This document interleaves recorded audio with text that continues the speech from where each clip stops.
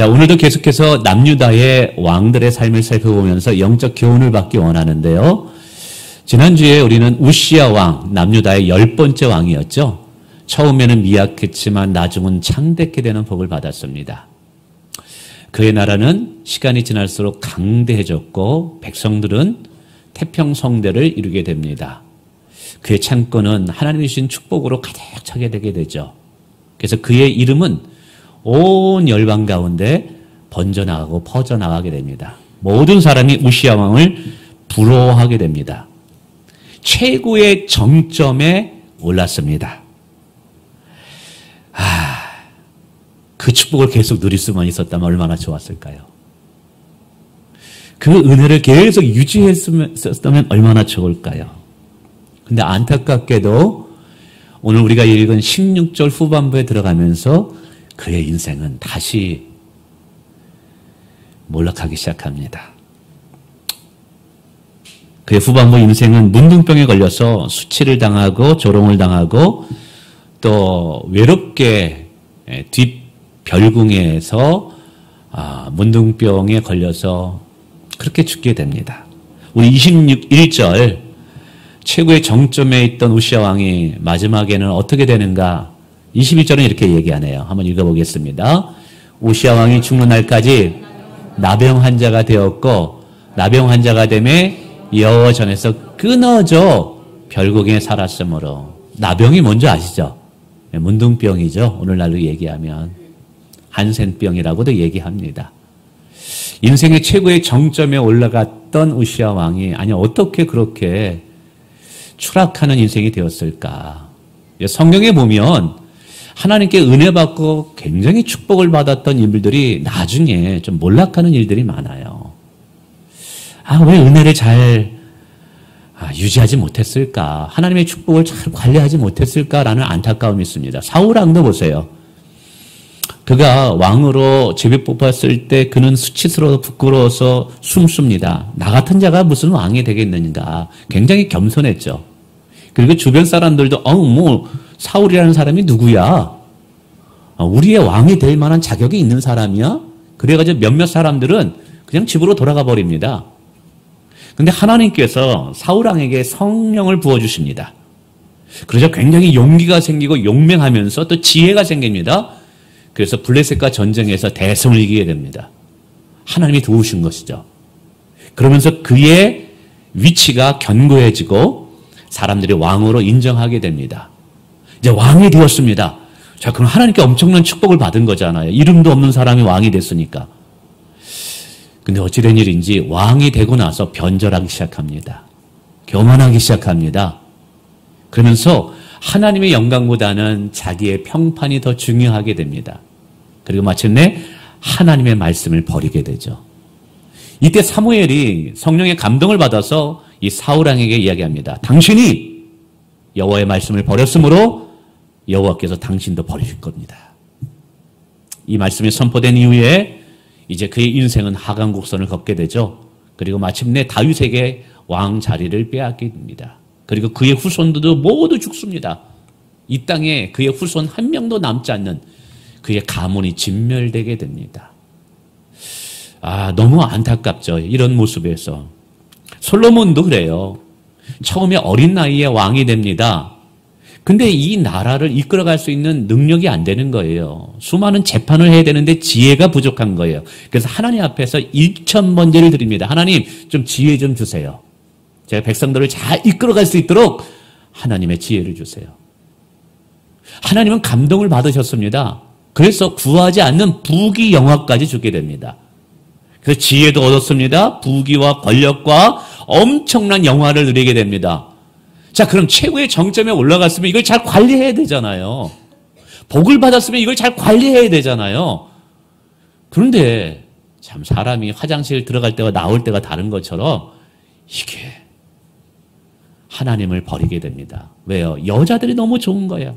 첩이 1,000명입니다.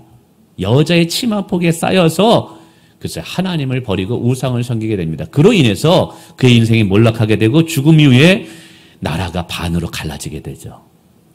근데 오늘 우시야 왕도 그렇습니다. 우리가 지난번에도 살펴봤듯이 우시야 왕은 하나님의 기이한 도우심으로 강성해지는 복을 받았다라고 이야기합니다. 여러분 그렇습니다. 하나님이 도우시면 약한 자가 강한 자가 됩니다. 가난한 자가 부한 자가 될 수 있습니다. 하잘것없는 자가 존귀한 인생을 삽니다. 하나님의 기이한 도우심이 주어지면요.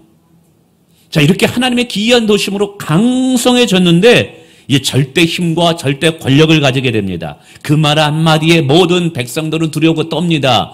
모든 신하들은 다 순종하게 됩니다. 이제 거칠 것이 없습니다. 근데 이때 조심해야 돼요. 절대 권력은 부패를 낳게 돼요. 이렇게 강성해지자 우시야는 변질되게 됩니다. 후반기에 들어서면서 그의 인생이 어떻게 변질되느냐? 오늘 우리가 16절은 이렇게 이야기합니다. 제가 한번 읽어보겠습니다. 그가 강성하여짐에, 이 강성함이 왜 생겼어요? 하나님의 은혜와 기이한 도우심으로 강성해졌어요. 근데 그의 마음이 교만해졌네요. 내 힘으로 된 줄 알고 내 능력으로 된 줄 알고 교만해졌어요. 그래서 악을 행하여 그의 하나님 여호와께 범죄하매라고 말합니다. 그 여호와의 성전에 들어가 향단에 분향하려 한지라. 참 저는 이것을 보면서 이런 생각이 듭니다. 우리가 은혜 받는 것도 중요하다. 그러나 받은 은혜를 까먹지 않고 잘 유지하는 것이 더 중요하다. 아멘. 우리가 축복받는 것도 중요하다. 이미 우리는 엄청난 축복을 받았습니다. 근데 그 받은 복을 잘 관리하고 유지하여 계속 누리는 것이 더 중요하다라는 거예요. 우리가 흔히 성령 충만 받고 원합니다. 그래서 하나님께 간절히 기도해서 성령 충만 받습니다. 은혜가 있고요. 눈물이 나고요. 왠지 가슴이 뜨거워집니다. 근데 한 번 성령 충만 받는 것보다 더 어려운 게 그 충만 받은 것을 유지해서 범사에 감사하고 항상 기뻐하며 사는 것이 이게 더 쉽지는 않은 것 같아요. 그래서 오늘 우리는 하나님께 받은 복을 잘 관리하는 지혜로운 자가 돼야 된다는 사실이죠. 그래서 과연 무엇 때문에 이 우시야 왕은 최고의 정점에 올랐을 때, 하나님의 큰 축복을 받았을 때 왜 그 모든 축복을 빼앗기고 마지막에 불행한 인생이 되었을까를 좀 살펴보기를 원합니다. 우선 내용을 살피면 전반적으로 이런 것입니다. 우시야 왕이 굉장히 강성해졌습니다. 모든 사람들은 자기의 말에 복종할 수밖에 없고 못할 것이 없습니다. 근데 가만히 주위를 둘러봤더니 내가 못하는 일이 하나 있네요. 왕이 못하는 일이 하나 있어요. 그것은 여호와 앞에 나아가서 하나님의 제사와 예배를 인도하는 일을 못하는 거예요. 왜냐하면 이것만큼은 하나님께서 아론의 후손 레위지파 제사장들만이 이 일을 감당하도록 했거든요. 근데 가만히 보니까 본인도 그걸 하고 싶은 거예요. 이게 무슨 말이냐 하면 당시에는 종교와 정치 권력이 분리되었습니다. 주변 나라는 이게 같이 있었거든요. 그래서 정치 권력을 유지한 사람이 종교적 권력자가 됩니다. 이걸 동시에 통합해서 모든 권력을 가지고 있었던 거예요. 근데 우시야 왕이 가만히 보니까 정치와 군사력 쪽엔 권력을 가지고 있었는데 이 종교적인 권력이 자기에 없네. 종교적 영역에서도 본인이 영향력을 끼치고 본인이 존경함과 존귀함을 받고 싶었던 거예요. 그런데 그 일은 제사장들만이 하는 거예요. 그것이 욕심이 난 거예요. 그래서 하나님의 약속의 말씀을 어기고 본인이 성전에 들어가서 제사를 드리려고 합니다. 사람들은 막았죠. 그렇게 하면 안 된다는 것도 우시야 왕은 알고 있었습니다. 그러나 내가 왕이거든요. 못할 것이 없거든요. 한마디에 모든 사람은 두렵고 떠니까 다 할 수 있다고 생각했거든요. 이때 분향하고 제사를 드릴 때 용감했던 사가랴는 제사장이 왕 앞에 가서 부탁합니다. 왕이요, 제발 하지 마십시오. 그것은 하나님이 정하신 법칙입니다. 하나님 앞에 진노를 받을 수 있으니까 그 일을 하지 마십시오. 이때 왕은 자존심이 상했어요. 예전과 같이 정말 겸손했을 때는, 영적인 권위자가 이야기했을 때는 아멘, 제가 그렇게 해야죠 라고 이야기했는데 모든 힘과 권력을 가지니까 제사장이, 오늘날로 얘기하면 목회자가 얘기하니까 자존심이 상한 거예요. 네가 뭔데 나에게 이래? 그래서 화를 냅니다. 내가 못할 것이 뭐가 없겠느냐? 굉장히 교만한 거죠. 그 순간 하나님이 우시아를 치십니다. 어떻게 쳐요? 머리에 보니까 뭐 하얀 게 생기는 거예요. 문둥병이 생기기 시작한 거예요. 이때 이 우시아 왕도 여호와께서 자기를 치신 걸 알고 깨닫고 이제 성전에서 나갑니다. 이거는 더러운 병이고 이거는 전염될 수 있고 불결한 병이기 때문에 사람들과 구별되어 별거할 수밖에 없는 상황입니다. 아마 우시아 왕은 나라에서 최고로 용한 의사, 가장 좋은 약을 통해서 치료를 받으려고 했었을 것입니다. 근데 여러분 아세요? 하나님이 치기로 작정하면 세상에 그 어떠한 용한 의사가 와도요, 안 돼요. 하나님이 치기로 작정하시면 사람의 방법으로는 해결 못해요. 그래서 결국 어떻게 되느냐? 모든 권력을 다 내려놓을 수밖에 없고 아들에게 넘기고 죽을 때까지 별궁에서 뒷방에서 고통 중에 나병과 싸우다가 죽임을 당하게 되는 일들이 일어나게 됩니다. 참 너무 안타깝죠. 왜 사람들은 왜 이럴까? 어렵고 힘들 때는 하나님을 찾다가 잘 되면 그때도 하나님께 감사하고 찾아야 되는데 그때 안 찾아요. 힘들고 어려울 때는 새벽 기도도 나옵니다. 금요 기도도 나옵니다. 하나님 주여 주여 도와주세요. 그래서 하나님 도와주십니다. 그 뒤부터 이제 일이 풀리면 그 뒤부터 잘 안 보여요. 막상 복을 받으면 자꾸만 하나님을 멀리합니다. 힘이 없을 때는 그렇게 겸손한데 힘 좀 생기고 돈 좀 생기고 백 좀 생기면 어깨가 올라갑니다. 이게 왜 그런지 모르겠어요. 이게 안타까운 일이죠. 자, 그러면서 우리가 우시아 왕을 반면교사로 삼자. 우리가 받은 복을 계속 누리는 지혜로운 자가 되어야 된다. 아멘. 하나님 받는 축복과 은혜들을 우리는 계속 우리 자녀들에게도 물려줄 수 있는 훌륭한 믿음의 선조들이 되길 축원을 드립니다. 자, 그러면 우시아 왕은 무엇 때문에 몰락하게 되었을까요? 성경에 보니까 크게 세 가지의 이유가 보이더라고요. 첫 번째는 역시 교만함입니다. 뭐라고요? 교만함, 영적 교만함. 우리 16절 전반부 또 한번 읽어보겠습니다. 우리 같이 읽어볼까요? 시작. 그가 강성하여짐에 그의 마음이 교만하여.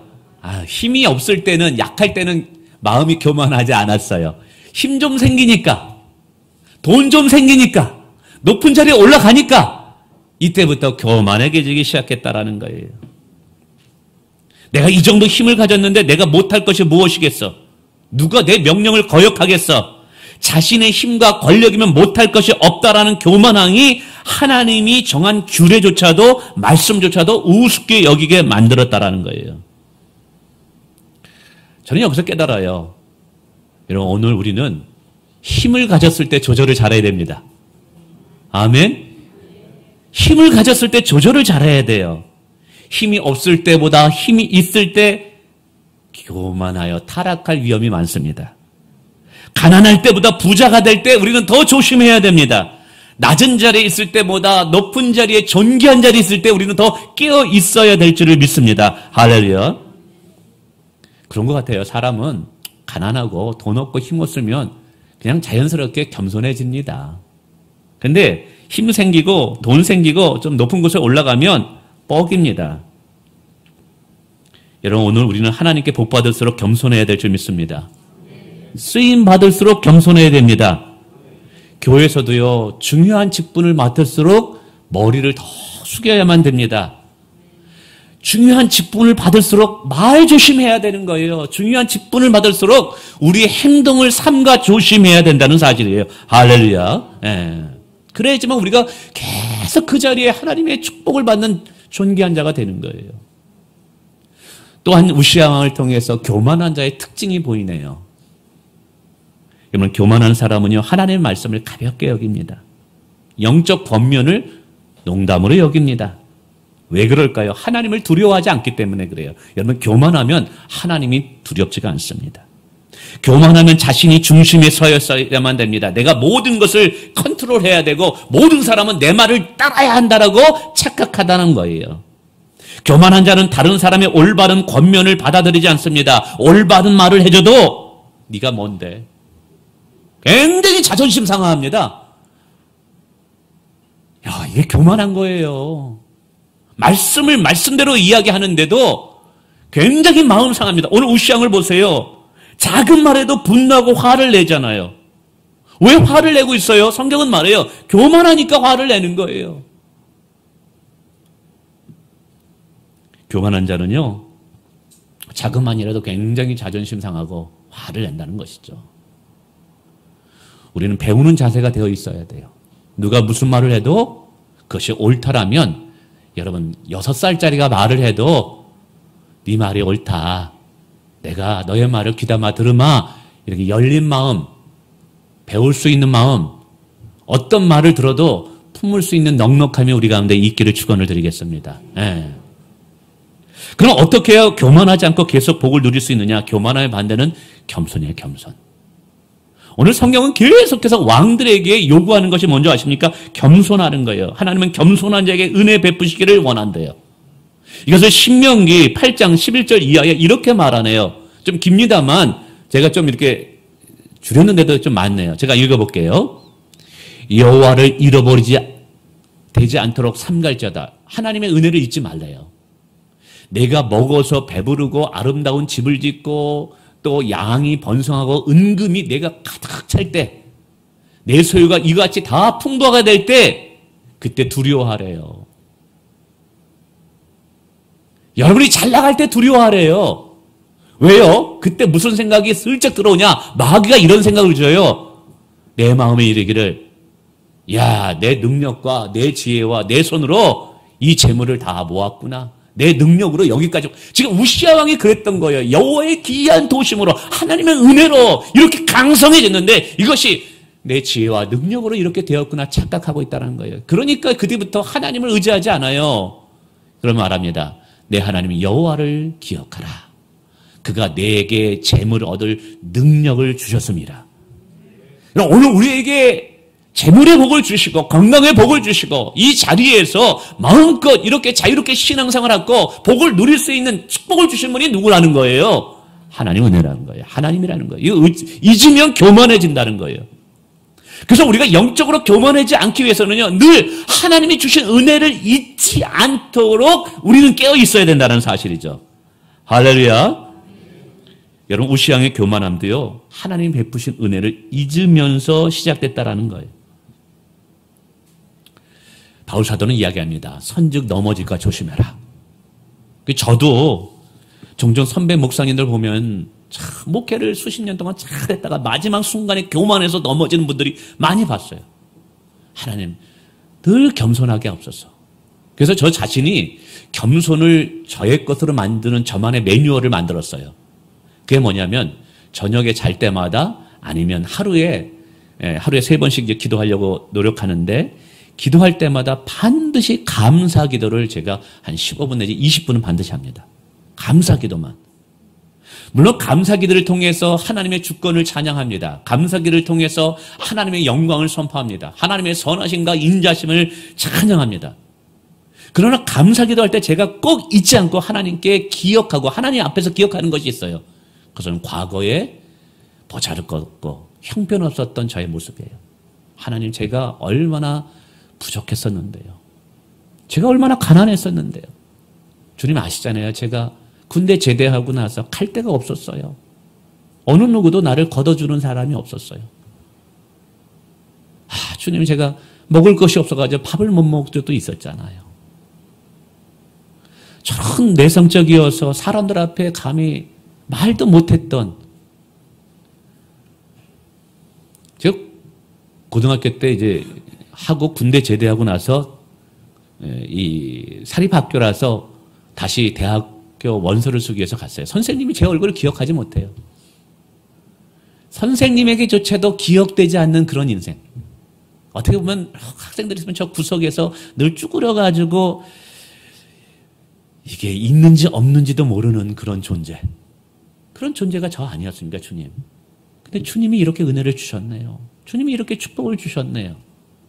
그래서 늘 과거에 내가 정말 힘들었고 가난이었고 보잘것 없었을 때 그 모습을 계속 생각합니다. 그리고 지금의 저의 모습을 생각해 봅니다. 야, 이건 하나님의 은혜야. 하나님의 도우심이야. 하나님의 축복이야. 그럴 때 내 제 가슴이 뜨거워지고 하나님을 더 사랑하게 되고 하나님을 신뢰하는 것이 야, 인생의 지혜구나. 하나님을 의지하는 것이 가장 복이구나. 하나님을 가까이 하는 것이 복이구나. 너 원동이 너 하나님 의지해야 돼. 너 다른 것 바라보면 안 돼. 너 하나님만 의지하는 인생이 돼야 돼. 네 인생을 책임지는 분은 여호와 하나님이야. 할렐루야. 그래서 늘 감사하면서 과거의 나의 보잘것없는 것들을 기억해냅니다. 여러분, 이것이 바로 교만하지 않을 수 있는 비결이더라고요. 사랑하는 성도 여러분, 교만하면 망합니다. 교만하면 축복 다 빼앗깁니다. 있는 것까지 놓쳐버립니다. 그러기 위해서는 하나님이 내게 어떤 은혜를 베푸셨는가를 늘 잊지 않기를 축원을 드리겠습니다. 나의 나 된 것이 하나님의 은혜임을 늘 고백하시길 주님의 이름으로 축원을 드리겠습니다. 두 번째는요, 자족하지 못하는 욕심 때문에 망하게 되었어요. 욕심. 이 욕심은 자족하지 못하는 거예요. 우시아 왕이 언제 진노를 받느냐 하면 19절입니다. 19절 한번 띄워봐 주세요. 우시아가 손으로 향로를 잡고 분향하려 하다가 화를 내니 그가 제사장의 화를 낼 때 여호와의 전한 향 당겨 제사장 앞에서 그의 이마에 나병이 생긴지라. 저는 이 본문을 묵상하면서 왜 벼랑간 우시아 왕이 제사를 예배를 집례한다고 고집을 피웠을까? 영적 욕심 때문이라는 것이죠. 분명히 하나님께서는 정치와 군사는 왕이 하게 하고 종교적이고 제사장인 것은 제사는 제사장들이 하게 했는데 가만히 보니까 욕심이 난 거예요. 그게 내게 주어진 것에 감사하지 못하고 내게 주어진 것에 자족하지 못했던 거예요. 여러분, 욕심이 많은 사람은요, 내 손에 있는 것이 언제나 작게 보이고요, 남의 떡이 크게 보입니다. 제가 이것을 언제 경험하냐면, 제가 주일학교 전도사였는데 저희 학생 중에, 초등학교 학생 중에 욕심이 많은 이 장난꾸러기 학생이 있었어요. 어느 날 제가 이제 빵을 큰 거를 사왔어요. 그랬더니 두 아이가 전도사님, 저도 주세요. 그래가지고 제가 정확하게, 진짜 정확하게 반으로 딱 잘라가지고 두 손 위에다 딱 올렸습니다. A라는 아이, B라는 아이에게 딱 올려줬어요. 그 욕심 많은 A가 많이 자기를 봅니다. 그리고 제 거를 계속 봐요. 그 뭐라 그랬게요? 전사님, 저게 더 커 보여요. 나 저거 갖고 싶어요. 계속 고치는 거예요. 그거 어떻게 해요? 이 B라는 아이에게 미안한데 좀 바꿔주면 안 되겠니? 전사님 보기엔 똑같아. 그랬더니 자기도 보니까 똑같은 거를 바꿔줬어요. 이제 바꿨습니다. 얘 거를 얘 손에 알려주고 이쪽에 있는 손을 이쪽 애한테 올렸어요. 이걸 또 보더니 뭐라 그러게요? 아우, 저게 더 커 보인다는 거예요. 아까 그게 더 크다라는 거예요. 빨리 바꿔달라는 거예요. 그래서 바꿔줬어요. 야, 어린아이도 똑같고 어른도 똑같구나. 내 손에 있는 것이 내가 욕심이 있으면 얼마나 귀한지, 얼마나 큰 것인지 보지 못하고 남의 것이 더 보여요. 그런데 하나님의 은혜를 받으면 내게 받은 은혜가 커 보여요. 오늘 이 우시앙이 그랬던 거예요. 내가 하나님께 강성함을 보호받아서 여러분 그 이름이 온 땅 가운데 퍼지게 됩니다. 모든 사람이 왕 앞에 복종을 합니다. 얼마나 큰 축복을 받은 거예요. 근데 제사장들이 제사를 드리는 거 너무 멋져 보인 거예요. 제사 드릴 때마다 사람들이 와서 그 앞에 막 조아리는 모습이 나도 저 권위 갖고 싶은 거예요. 욕심이 있으니까 내게 주어진 축복은 보이지 않고 남이 가진 것만 더 크게 보이는 거예요. 이게 뭐냐면 비교예요, 비교. 성도 여러분, 우리가 자족하려면요, 욕심을 내려놔야 되는데 욕심을 내려놓기 위해서는 비교하면 안 돼요. 여러분, 비교하는 이유가 뭐예요? 다 욕심 때문에 그런 거예요. 남의 자식이 더 잘 돼 보이고 남의 남편이 더 멋져 보이고 이게 다 뭐냐면 욕심에서 기인한 거예요. 욕심에서. 욕심이 있는 사람은요, 절대로 하나님의 은혜를 계속해서 누릴 수 없다라는 사실이에요. 그렇게 보세요. 우시왕도 욕심이 있다 보니까 남의 것이 더 커 보이고 비교하다 보니까 내게 주어진 축복이 얼마나 큰가를 깨닫지 못했던 거예요. 또 하나 제가 참 이게 하나님이 주신 은혜에 대해서 자족하지 못하게 하는 게 뭐냐면 예전의 과거에 대한 후회들이에요. 과거에 대한 후회. 우리가 수많은 선택과 결정을 하면서 인생을 살아갑니다. 근데 그러죠. 내가 그때 그 선택 안 했으면, 내가 그 결정 안 했으면 그건 뭐예요? 아까는 다른 사람과 나를 비교했다면 지금은 과거의 때와 현재 나를 비교하는 거예요, 이게. 그런데 여러분 그것도 뭐냐 하면 욕심이에요, 욕심. 어떤 집을 샀어요. 그래가지고 이걸 했는데 아니 이게 이제 다른 게 더 샀는데 이게 집값이 막 올라가네. 그때 판 걸로 크게 후회하는 분들도 있어요. 다양합니다, 이게. 여러분, 그때는 그때의 최선의 방법이었던 거예요. 그러니까 과거의 것에 대해서 지나치게 왜 그랬어? 당신 왜 그런 선택을 했어? 내가 왜 그때 그런 선택을 했을까? 왜 바보같이? 여러분, 그런데 가만히 그 선택에 대해서 후회하는 것으로 계속 들어가 보세요. 그건 뭐냐면 결국 그것도 욕심인 거예요, 사실은. 여러분 믿습니까? 그럼 어떻게 되느냐? 모든 것 가운데 하나님의 섭리가 있음을 믿어야 돼요. 나의 실수도 하나님의 합력과 서로 이룰 거라고 믿어야 돼요. 제가 예전에 말씀드렸잖아요. 제가 미국에서 있을 때 한국으로 돌아올 거라고는 생각지도 않고 미국에서 계속 살 거라고 생각해가지고 이영애 사모의 교사로서의 퇴직금을 가지고 집을 사버렸잖아요. 그냥. 그런데 이게 모기지가 제일 비쌀 때 샀는데 사자마자 집값이 떨어지기 시작하는 거예요. 3분의 1로 떨어져 버리네. 근데 나중에는 반값으로 떨어지네. 그거 어떻게 합니까? 결국 은행 빚만 남았죠, 뭐. 그래가지고 나중에 이제 한국으로 돌아오면서 그거 다 포기했습니다. 근데 여전히 제가 그때 왜 내가 그런 선택을 했을까? 그런 선택했을까? 그 돈만 있으면 지금 내가 다른 걸 했을 텐데, 그 돈만 있으면 내가 이 일도 해볼 텐데, 그 다 뭔 거예요? 욕심인 거예요, 욕심. 여러분, 나의 때로는 실수 같은 선택도요, 하나님의 섭리가 있음을 믿으시길 바랍니다, 이게. 근데 지금 생각해보니까 너무 감사한 게, 그때 돈 있으면요, 딴 생각 많이 했을 것 같아요. 돈이 없으니까 제가 여기 붙박이가 된 거예요. 돈이 없으니까 다른 데 갈 생각을 못하고 이 교회를 이게 섬기게 됐다 그래서 여기까지 온 거예요, 이게. 성도 여러분, 우리가 늘 하나님의 은혜를 잊지 않고 감사하는 삶을 살려면 자족하는 마음이 있어야 돼요. 남과 비교하고 욕심이 있다 보니까 주신 은혜도 잊어버리고 결국 그 욕심 때문에 죄를 짓게 되고 죄를 말미암아 심판을 당하게 되더라는 거예요. 마지막 세 번째는요. 영적인 멘토를 가까이 하지 않았어요. 영적 권위자를 가까이 하지 않아서 26장 5절 한번 화면 띄워주세요. 읽어볼까요? 시작. 하나님의 묵시를 밝게 하는 스가랴가 사는 날에 여호와를 찾았고 그가 여호와를 찾을 동안에는 하나님이 형통케 하셨더라. 여호와를 찾을 동안에는 하나님이 형통하셨는데 스가랴가 여호와를 찾을 수 있었던 이유는 뭐냐면 그 옆에 스가랴 선지자를 두었기 때문에 그런 거예요. 즉 목회자라는 스가랴가 있었는데 그 목회자가 스가랴가 이 우시야 왕에게 와서 무슨 얘기 해줬겠어요? 하나님을 찾는 동안에는 형통했다는 걸 보건데 이런 얘기 해줬을 거예요. 하나님 찾으세요. 기도하세요. 하나님 의지하세요. 이거 얘기했던 거예요. 그 권면을 잘 받아들여서 우시야는 형통한 삶을 살았어요. 그런데 이 스가랴가 죽고 난 뒤에 어떤 일이 일어나는 줄 아세요? 영적 멘토를 가까이 하잖아요. 영적 권위자, 오늘날 얘기하면 목회자와 사이가 안 좋아져 버렸어요. 여러분, 교회 신앙생활이 은혜로우려면요, 이게 현실적인 건데요. 목사님이랑 사이가 좋아야 돼요. 목사님이랑 친해져야 돼요. 있습니까? 여기서 목사님이 싫어져 보세요. 미워져 보세요. 어떤 은혜로운 말, 어떤 축복의 말도 들어와도 안 들어옵니다. 근데 목사님이 너무 좋은 거예요. 그러면 어떤 말을 해도 아멘으로 들려져요. 이게 유익인 거예요. 여러분, 영적 권위자, 특별히 교회에서 목회자와 가까이 하려고 노력하세요. 목사님들이 모여서 만나서 뭐 얘기하겠어요? 제가 이제 목자들 지금 방학 중입니다. 우리 목자분들은 알 거예요. 제가 이제 방학이 아닐 때는 화요일 날도 직장인 여성들, 또 수요일 날은 직장 아닌 여성들, 목요일 날 저녁에는 남자 목장. 일주일에 3번 목자들을 이렇게 양육합니다. 제가 꼭 점검하는 것이 있어요. 집사님, 권사님, 장로님 성경 읽으셨어요? 이거예요. 기도하셨어요? 목원들 위해서 기도하고 계셔요?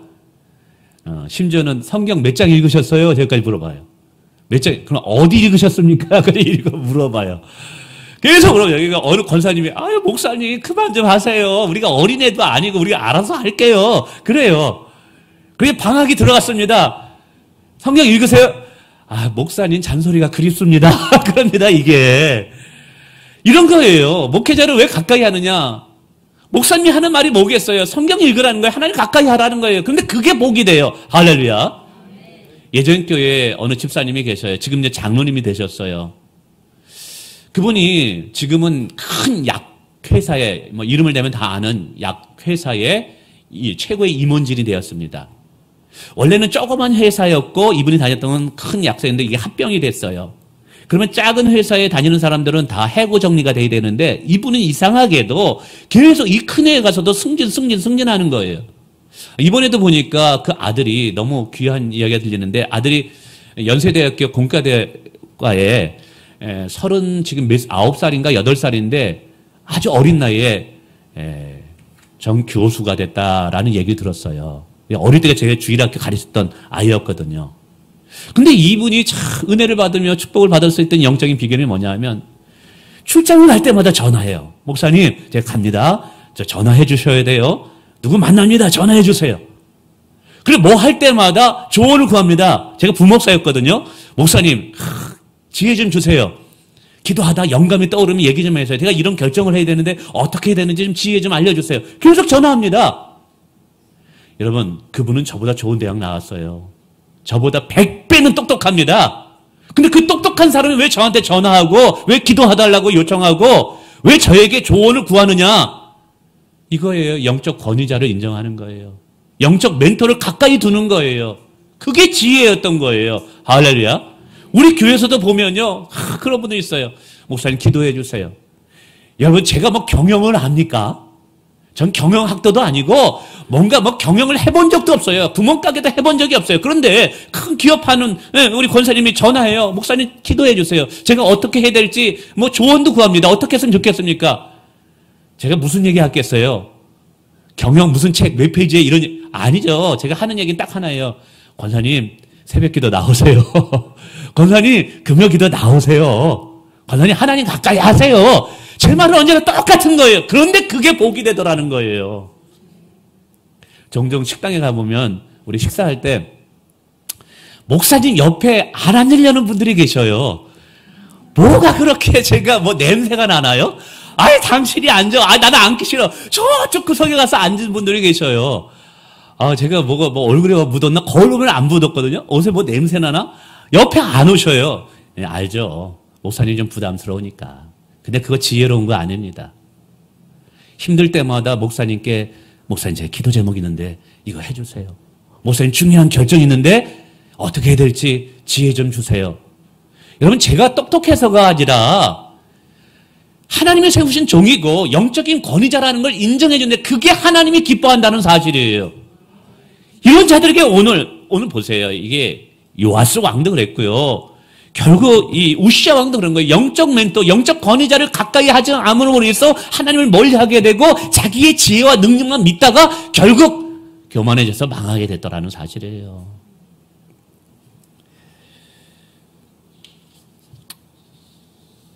어떤 분은 그런 거에 대해서 아부한다고 얘기하더라고요.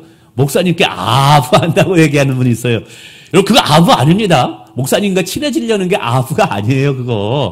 그건 지혜예요. 지혜. 여러분 영적인 권위자를 가까이 하세요. 목회자를 가까이 하세요. 그리고 목사님이 좀 부담스러우면 기도 많이 하는 장로님 가까이 하시고 기도 많이 하는 권사님과 친해지세요. 할렐루야. 그러면 그게 하나님을 가까이 하는 이유가 되고 결국 그게 복을 받게 되는 비결이 되는 거예요. 말씀을 맺습니다. 오늘 우리의 인생이 출발도 좋아야 됩니다. 근데 출발보다 더 중요한 것이 우리의 마지막 종착이 더 좋아야 돼요. 마지막이 더 좋아야 돼요. 전반전보다 후반전이 좋아야지 과거 힘들었던 것이 좋은 추억이 되죠. 후반전이 안 좋으면 여러분 과거는 생각하기도 싫습니다. 근데 좋은 사람들에게는 마지막이 좋은 사람은 옛날에 뭐 못 먹었다, 못 살았다, 뭐 새빵에서 애들 다 샀다. 그 얘기하는 이유가 뭐예요? 우리 장로님, 김 장로님 보면 옛날에 수련회 막 힘든 곳을 갔다 여름마다 엄청 많이 합니다. 옛날에 막 이렇게 막 할 때 세멘트에서 잤다. 이 말은 뭐냐? 오늘 복을 받았다라는 내용이에요. 이게. 할렐루야. 여러분, 끝이 좋으려면요. 우리 하나님 앞에 겸손하기 원합니다. 할렐루야. 하나님을 가까이 하시길 바랍니다. 그리고 욕심내지 마시고요. 주어진 것에 감사하시길 바라고 하나님을 가까이 하는 자들과 늘 가까이 하시길 주님의 이름으로 축원을 드립니다.